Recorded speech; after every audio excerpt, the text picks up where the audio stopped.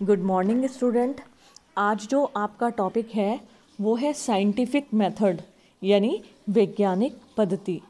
देखिए, हमारा जो ये सोशल रिसर्च का पेपर है, सोशल रिसर्च में वैज्ञानिक पद्धति जो है वो बहुत महत्वपूर्ण है, क्योंकि कहीं ना कहीं सामाजिक घटनाओं के अध्ययन के लिए सबसे पहले मैं आपको ये बता दूं, हम इसे समाजशास्त्र और सामाजिक अनुसंधान इसलिए कह सकते हैं क्योंकि इसमें कहीं ना कहीं वैज्ञानिक पद्धति के माध्यम से अध्ययन किया जाता है और यह समाजशास्त्र के लिए बहुत ज़रूरी भी है। ज़रूरी किस लिए है, सबसे पहले वो आप सुनिए। देखिए, समाजशास्त्र में जो अध्ययन किए जाते हैं, चाहे मनुष्य का, घटनाओं का, उनका संबंध हम मनुष्य से ही है। सामाजिक घटनाएं, समस्याएं कहीं ना कहीं प्रत्यक्ष व अप्रत्यक्ष रूप से हम सभी लोग उन घटनाओं से, समस्याओं से संबंधित होते हैं। ऐसे में क्या होता है, जब मनुष्य घटनाओं, समस्याओं से संबंधित होता है या समस्याओं और घटनाओं से संबंधित होता है तो उसमें कहीं ना कहीं पक्षपात कहते हैं ना उसको, पर्सनल इंटरेस्ट आने की संभावना रहती है। देखिए, मैं महिला हूँ तो मुझे महिलाओं के लिए कहीं ना कहीं एक सिंपैथी मेरे हार्ट में रहेगी कि महिलाएं जो होती हैं उनके पास कार्यभार अधिक रहता है, महिलाओं के पास अनेकों समस्याएं हैं, फिर भी वो कार्य करती हैं। और वर्किंग वुमेंस की अगर मैं बात करूं तो मुझे हमेशा लगता है कि वर्किंग वुमेंस जो होती हैं वो वुमेन्स से भी ज़्यादा काम करती हैं, घर का भी, कॉलेज, अपना ऑफिस का भी। तो कहीं ना कहीं हमें अपना धर्म, अपनी जाति, अपना समुदाय, अपना समाज या अपने समूह के लोग जो होते हैं वो अच्छे लगते हैं। तो उसमें कई बार जब अध्ययन होते हैं, अध्ययन में क्या होता है, कहीं ना कहीं पक्षपात होने की संभावना रहती है। अगर मैं महिला होने के नाते महिलाओं का अध्ययन करूंगी तो कहीं ना कहीं मेरा झुकाव महिलाओं के ऊपर ही रहेगा। तो ऐसे में सामाजिक अनुसंधान के क्षेत्र में जब हमें अध्ययन करने होते हैं तो अध्ययन के लिए वैज्ञानिक पद्धति, जिसे हम कहते हैं साइंटिफिक मेथड, वो बहुत इम्पोर्टेंट होता है। देखिए, सामाजिक घटनाओं की प्रकृति चाहे कितनी भी सरल हो, कितनी भी जटिल हो, वैज्ञानिक पद्धति वह आधार है जिसके द्वारा किसी भी अध्ययन को वैज्ञानिक बनाया जा सकता है। एक हमारे समाजशास्त्री थे स्टुअर्ट चेज, आपने वैज्ञानिक पद्धति के संबंध में लिखा था कि विज्ञान का संबंध वैज्ञानिक पद्धति से है, न कि विशेष अध्ययन से है। ऐसा नहीं है हम समाज में सामाजिक समस्याओं का, घटनाओं का अध्ययन कर रहे हैं तो यह वैज्ञानिक नहीं है। लेकिन हम अगर रसायन शास्त्र में, भौतिक शास्त्र में प्रयोग कर रहे हैं, लैब का इस्तेमाल कर रहे हैं तो वो ही विज्ञान है। ऐसा कुछ नहीं है। जिस विषय का, घटना का वैज्ञानिक पद्धति से अध्ययन किया जाता है वो सब विज्ञान है। आप कहने लगो कि मैडम समाजशास्त्र, अर्थशास्त्र, राजनीति शास्त्र ये तो सब कला है, जबकि ऐसा नहीं है। जब हम किसी विषय या घटना या समस्या का वैज्ञानिक पद्धति से अध्ययन करते हैं वो सब क्या होती है, वैज्ञानिक होती है। इसलिए स्टुअर्ट चेज ने भी कहा है कि विज्ञान का संबंध वैज्ञानिक पद्धति से है, न कि विशेष अध्ययन विषय से। वास्तव में देखिए, अगर हम इस चीज़ को बहुत गंभीरता से लें तो हम ये जान पाएंगे कि विज्ञान जो है, विज्ञान का संबंध पद्धति से ही है। इसमें किसी तरह के जाति भेद, ऊंच नीच का प्रश्न ही नहीं उठता।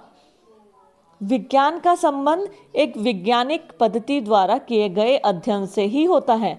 अब कोई चाहे घटना प्राकृतिक हो, सामाजिक हो या कोई भी हो, लेकिन उसका अध्ययन यदि वैज्ञानिक पद्धति के द्वारा उसका व्यवस्थित ढंग से पक्षपात रहित होकर अध्ययन किया जाता है तो ऐसे अध्ययन को हम वैज्ञानिक अध्ययन की संज्ञा देते हैं।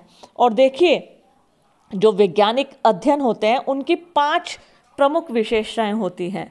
एक तो वो हमारे ज्ञान में वृद्धि करता है, वो वैज्ञानिक पद्धति का इस्तेमाल करता है, सामान्य नियमों का प्रतिपादन करता है, नियमों की व्यवहारिकता पर बल दिया जाता है और नियमों की सहायता से अध्ययन क्षेत्र का विस्तार किया जाता है।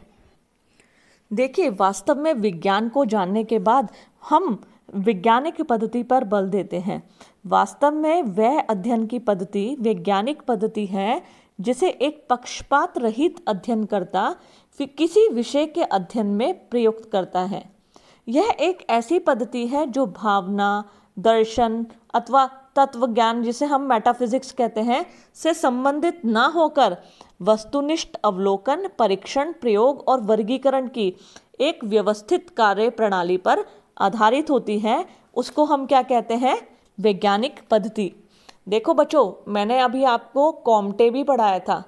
कॉम्टे के पॉजिटिविज्म में क्या है? उन्होंने कहा था कि निरीक्षण, परीक्षण, प्रयोग और वर्गीकरण की व्यवस्थित कार्य प्रणाली द्वारा सब कुछ समझना और ज्ञान प्राप्त करना ही प्रत्यक्षवाद है। वास्तव में हम अगर वैज्ञानिक पद्धति की बात करें तो वैज्ञानिक पद्धति है ही वही जो वस्तुनिष्ठ अवलोकन, परीक्षण, प्रयोग और वर्गीकरण की एक व्यवस्थित कार्य प्रणाली पर आधारित होती है। उसे हम वैज्ञानिक पद्धति कहते हैं। देखिए, एक एनसाइक्लोपीडिया ब्रिटानिका है, उसमें वैज्ञानिक पद्धति को परिभाषित करते हुए कहा भी गया है कि वैज्ञानिक पद्धति एक सामूहिक शब्द है जो उन अनेक प्रक्रियाओं को स्पष्ट करता है जिनकी सहायता से विज्ञान का निर्माण होता है। व्यापक अर्थों में वैज्ञानिक पद्धति का तात्पर्य अनुसंधान की किसी ऐसी पद्धति से है जिसके द्वारा निष्पक्ष तथा व्यवस्थित ज्ञान को प्राप्त किया जा सकता है।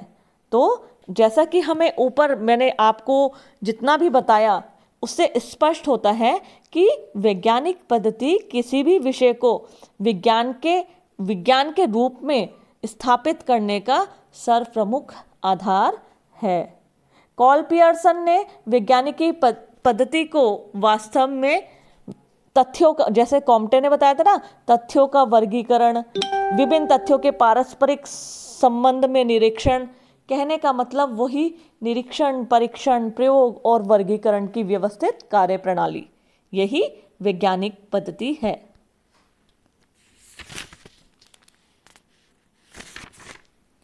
देखिए स्टूडेंट, अगर हम वैज्ञानिक पद्धति की विशेषताओं की बात करें तो जिसे कहते हैं main characteristics of scientific methods, तो हम वैज्ञानिक पद्धति को क्या कर सकते हैं? वेरिफिएबिलिटी, उसमें सत्यापनशीलता की क्षमता होती है। जब हम कोई अध्ययन करते हैं तो जब हम उस अध्ययन को दोबारा से उसकी जांच करें और सत्यापन करें तो वो उसमें प्रमाणिक निकले, इसे कहते हैं वेरिफिएबिलिटी यानी सत्यापनशीलता। साथ ही साथ उसमें लॉजिकलिटी भी होनी चाहिए, लॉजिक पर आधारित होनी चाहिए, तार्किक जिसे हम कहते हैं। देखिए, तर्क कहते हैं मतलब ऐसे विचार जिसमें कहीं ना कहीं विज्ञान का समावेश होता है। साथ ही साथ निश्चितता होनी चाहिए। निश्चितता कहते हैं कि प्रत्येक व्यक्ति के लिए वह सुनिश्चित हो कि उसने वैज्ञानिक पद्धति का इस्तेमाल किया है और वो भी निष्पक्ष होकर। साथ ही साथ वस्तुनिष्ठता, ऑब्जेक्टिविटी जिसे हम कहते हैं। देखिए, वस्तुनिष्ठता या ऑब्जेक्टिविटी जो ये शब्द है, ये क्या है? इसको आप ऑब्जेक्टिव क्वेश्चन से मत ले लेना वस्तुनिष्ठता को। वस्तुनिष्ठता या ऑब्जेक्टिविटी कहते हैं हम जो घटना जिस रूप में घटित होती है ठीक उसी रूप में उसका चित्रण कर देना। अगर मैं किसी घटना में, फॉर एग्जाम्पल मैं बाजार जा रही हूँ, मेरे सामने क्या हुआ, एक व्यक्ति की रिक्शा पलट गई, सारा सामान गिर गया, ठीक है। किसी व्यक्ति ने मुझसे पूछा तो मैं बताऊंगी व्यक्ति जा रहा था, ऐसे ऐसे उसकी रिक्शा बैलेंस नहीं बना और वो पलट गई, ये हुआ वस्तुनिष्ठता। लेकिन जब मैं उस घटना के समय वहाँ मौजूद नहीं थी और कोई व्यक्ति पूछने लगे कि कैसा हुआ, तो मैं बताने लगूँ अरे ये ऐसे हुआ, पुलिस वाला आया, उसने उसको खूब मारा, फिर उसको धक्का दिया तो उसकी रिक्शा पलट गई, इसे हम वस्तुनिष्ठता नहीं कहेंगे, इसे हम कहेंगे व्यक्तिनिष्ठता। व्यक्ति जब किसी घटना के अंतर्गत अपने व्यक्तिगत विचारों को सम्मिलित कर देता है तो उसे हम कहते हैं व्यक्तिनिष्ठता। वस्तुनिष्ठता कहते हैं जो घटना जिस रूप में घटित होती है ठीक उसी रूप में उसका चित्रण कर देना। वैज्ञानिक पद्धति में सत्यापनशीलता, तार्किकता, निश्चितता, वस्तुनिष्ठता, कार्य कारण संबंधों की व्याख्या और जिसे कहते हैं ना पूर्वानुमान, सिद्धांतीकरण, ये बहुत आवश्यक होते हैं। तो वैज्ञानिक पद्धति किसे कहते हैं, इसकी प्रमुख विशेषताएं ये सब क्लियर हैं। अब हम बात करेंगे वैज्ञानिक पद्धति के प्रमुख चरणों की।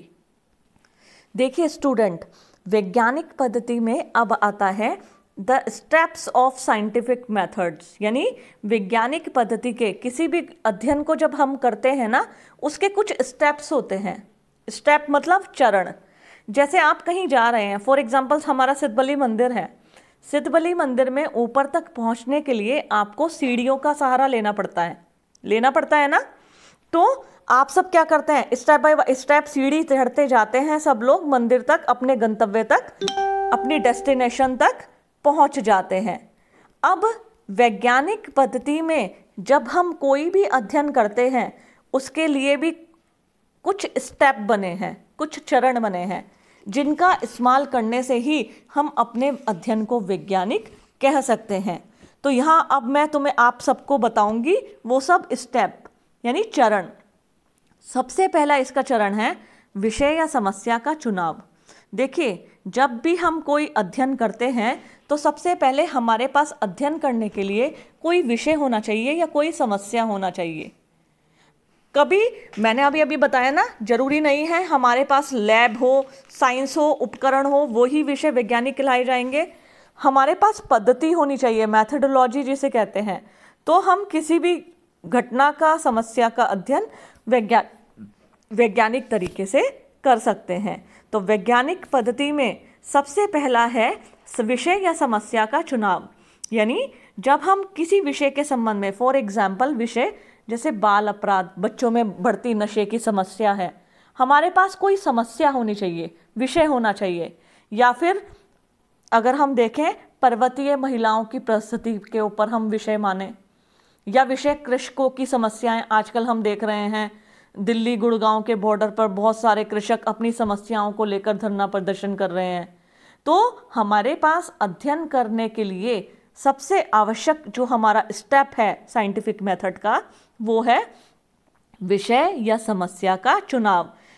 जब हम किसी भी अध्ययन को वैज्ञानिक रूप में लेंगे तो सबसे पहले हम क्या करेंगे, अपने विषय या अध्ययन को या समस्या को लेंगे। जैसे मैंने फॉर एग्जांपल आपको समझाने के लिए अभी हम अपना ज्वलंत मुद्दा कृषकों की समस्याएं लेंगे।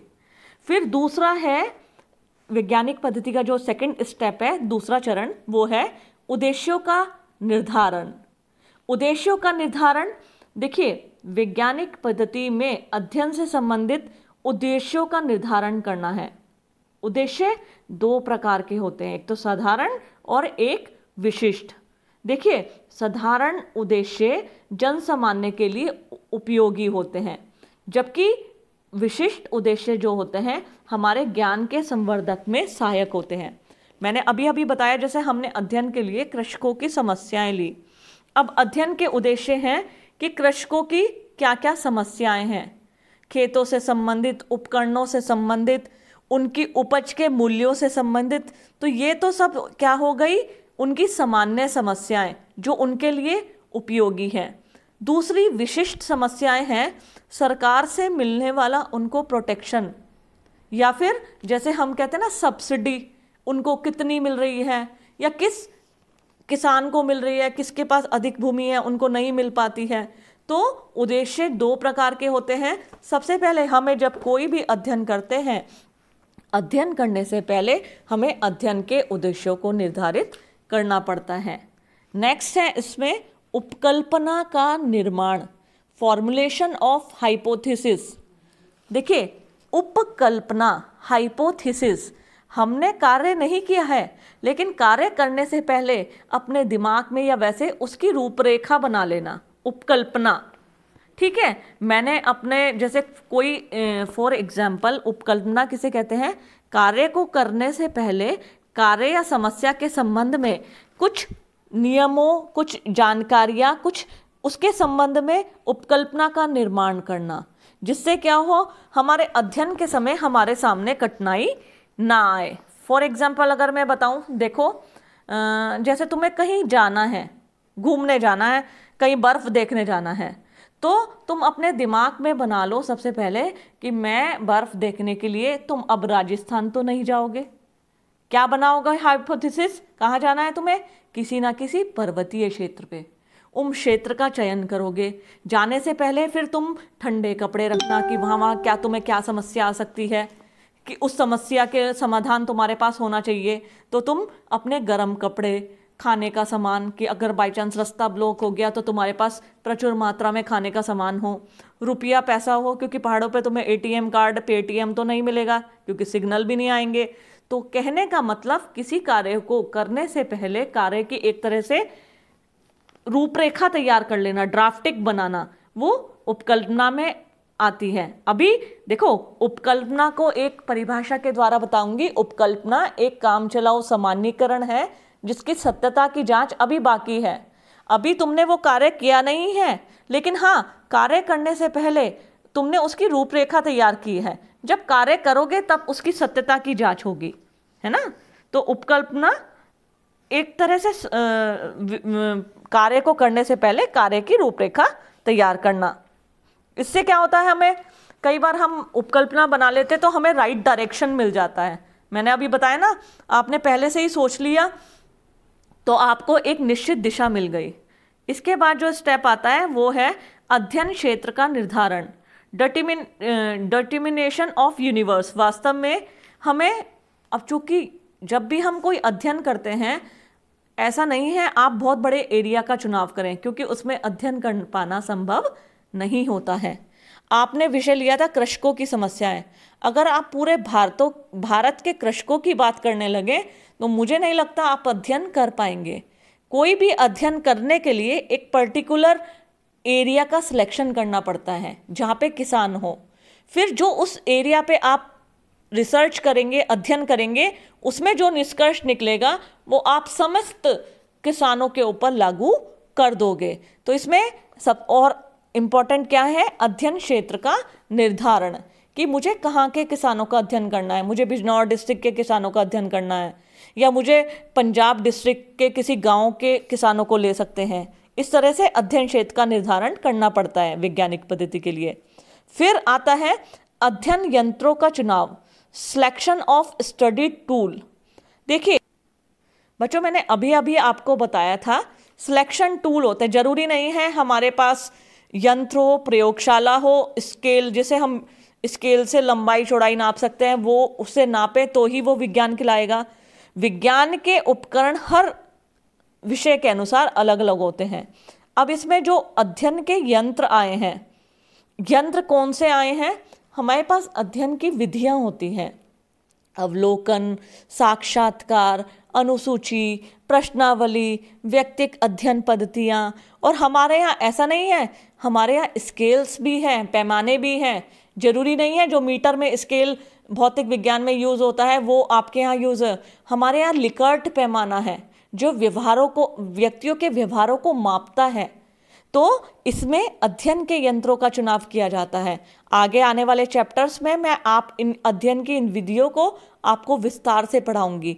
और वो विधियां मैंने आपको कौन कौन सी बताई है, जैसे अवलोकन, साक्षात्कार, अनुसूची, प्रश्नावली, व्यक्तिक अध्ययन पद्धति। इंग्लिश में अगर मैं बात करूं, ऑब्जर्वेशन, शेड्यूल, क्वेश्चनेयर और केस स्टडी मेथड्स, ये सब क्या है, अध्ययन के यंत्र या पद्धतियाँ। नेक्स्ट इसमें आता है ऑब्जर्वेशन यानी अवलोकन, कि ऑब्जर्वेशन कहते हैं, ऑब्जर्वेशन या अवलोकन अपने आँखों से देखना, कानों से सुनना, तब किसी बात को सत्य मानना। देखिए वैज्ञानिकता उसी में आती है जब हम किसी घटना को या किसी कार्य को अपनी आँखों से देखें और कानों से सुने, तभी हम उसको सत्यापित भी भविष्य में कर पाएंगे। नेक्स्ट है इसमें तथ्यों का एकत्रीकरण, जिसे हम कहते हैं कलेक्शन ऑफ डाटा। हमने लिया था विषय किसानों की समस्याएं, प्रॉब्लम ऑफ पीजेंट्स। तो अब हम क्या कर देंगे, तथ्यों का एकत्रीकरण। तथ्य कहते हैं फैक्ट्स, कि वास्तव में जो किसान आंदोलन कर रहे हैं क्या वो जेन्युइन है? वास्तव में क्या ऐसी कुछ समस्याएं हैं?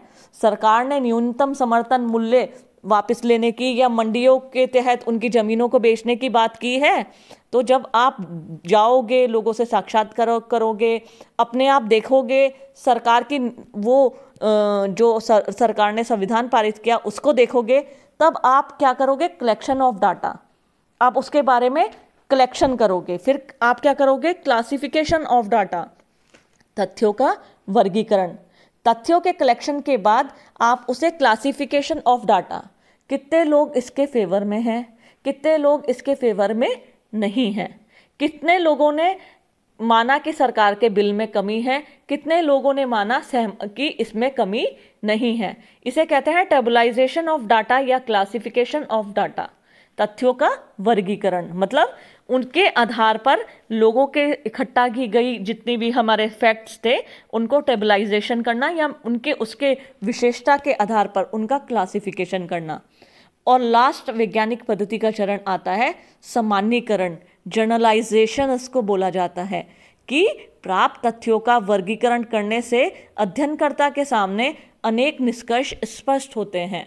कि जब मैंने स्टडी की, लोगों से पूछा, किसानों से पूछा और मेरे सामने निष्कर्ष निकल के आया कि कुछ कमियां तो है लेकिन इतना बिल में, या अगर मैंने तुम्हें एग्जाम्पल दिया है तो उसके संबंध में, उस समस्या के संबंध में आपके सामने एक जर्नलाइजेशन या सामान्य नियम निकल के आते हैं जिन्हें हम निष्कर्ष भी कहते हैं। तो अक्सर हम सामान्यकरण को ही वास्तव में सिद्धांतीकरण भी कह देते हैं, क्योंकि वो हमने वैज्ञानिक पद्धति के माध्यम से पूरा अध्ययन किया है, इसलिए हम उसे क्या कह देते हैं?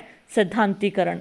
तो बच्चों, ये वैज्ञानिक पद्धति के चरण हैं कि सबसे पहले विषय या समस्या का चुनाव, दूसरा उद्देश्यों का निर्धारण, तीसरा उपकल्पना का निर्माण, नेक्स्ट अध्ययन क्षेत्र का निर्धारण, फिर अध्ययन यंत्रों का चुनाव, अवलोकन, तथ्यों का एकत्रीकरण, तथ्यों का वर्गीकरण और सामान्यीकरण। ये समाजशास्त्र में वैज्ञानिक पद्धति की प्रमुख चरण हैं। तो आप इस प्रश्न को कर लीजिएगा कि वैज्ञानिक पद्धति किसे कहते हैं, इसकी विशेषताएं क्या हैं और इसके प्रमुख चरण बताइए। इस क्वेश्चन को आप कर लीजिएगा। ओके बच्चों, हैव अ नाइस डे।